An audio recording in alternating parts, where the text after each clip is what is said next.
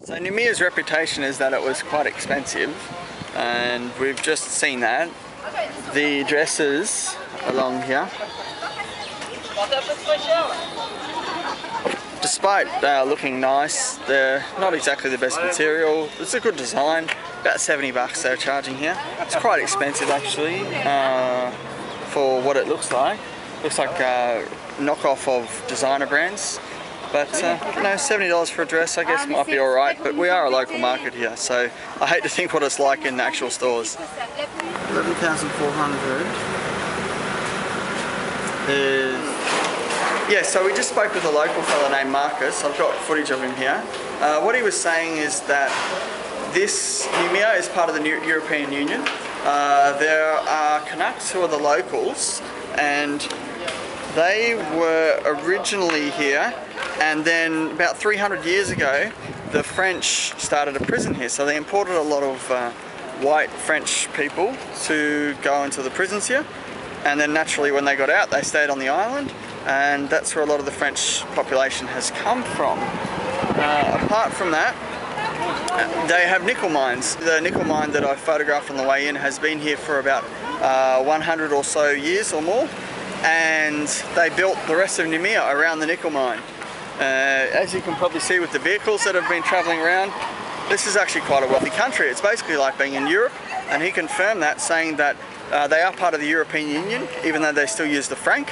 And yeah, he said that there's a pretty good quality of life overall here, that the Canucks in the villages, even though they don't usually use money, they still have a lot of resources and they can grow their own stuff and that sort of thing.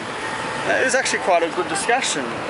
It was a pleasure to meet somebody who spoke so much English so clearly and so well, and also had a lot of local knowledge, which he says is quite rare in these parts.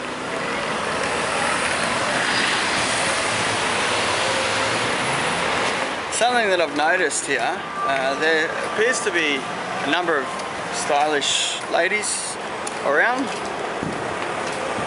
Most of them don't seem to be wearing bras, which is cool, you know. I'd say this is probably very French for an island in the Pacific.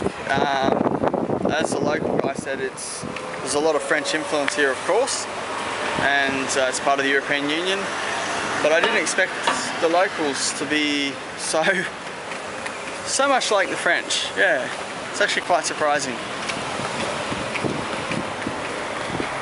Even like all the stores, the architecture, well, not really the architecture, but it's modern architecture, but even all the stores, you know, very surprising in that everything is very French. So we just had the most magnificent lunch.